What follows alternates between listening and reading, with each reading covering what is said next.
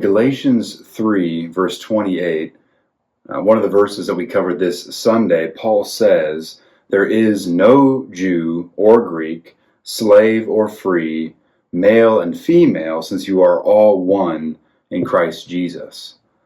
And so the question I want to raise in this video is, with this verse, is Paul doing away with all distinctions between males and females within the life of the church?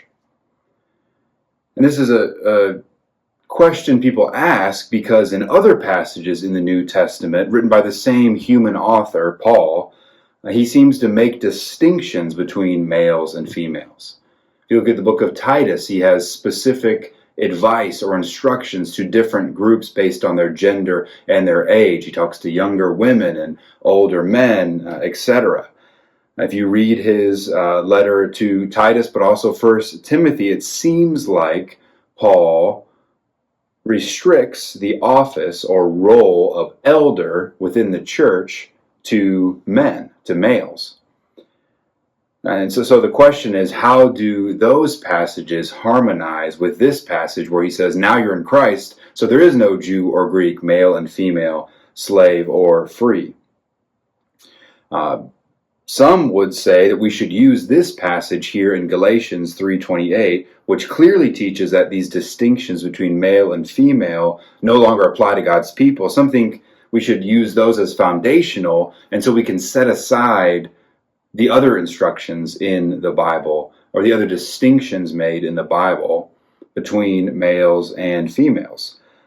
Potentially saying that, well, Paul must have been speaking to something that only applies to first century Christians when he made these distinctions between male and female, and that's not something that applies to all believers at all times, because we have this verse that says there is now no longer male and female. And that's a reasonable thought. And it's a reasonable thought because, after all, passages like these, like Galatians 3:28, that teach that among God's people, slaves and non-slaves, right, slaves and free people, should be treated the same within the church, that those distinctions break down within the church. It's passages like those that have led Christians, anytime they gain significant influence in a culture, it's led Christians all over the world throughout history to abolish the evil institution of slavery. And so the logic goes, well, then shouldn't we abolish those distinctions between male and female, especially in or first in the church? And I think that's a misunderstanding or a misreading of this passage for a couple of reasons. First, there's a big difference between the categories of male and female and slave and free in this passage. Just thinking about it biblically. The categories of male and female, they go all the way back to the beginning, to creation itself, where it says that God created man in his own image, male and female. Slavery, on the other hand, is not built into the creation narrative. It doesn't come in till later, after the fall.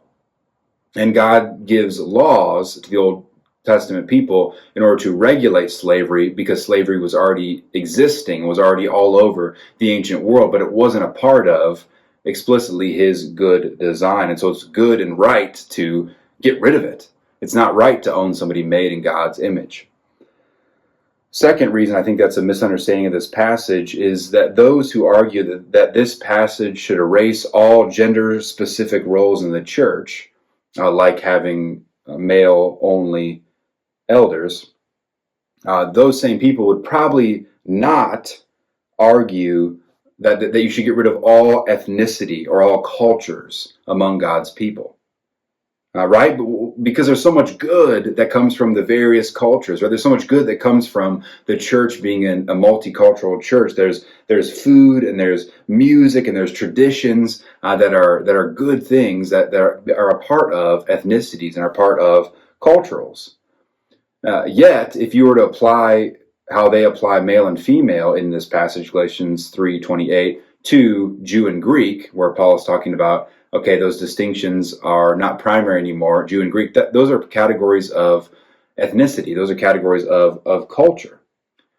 So if you want to get rid of the distinctions between male and female, you also have to get rid of cultural distinctions in the church and erase them completely, which no one wants to do. And third, this passage, if you read the wider context and you read the whole letter like we've been going through on Sunday, this passage is about our identity in Christ.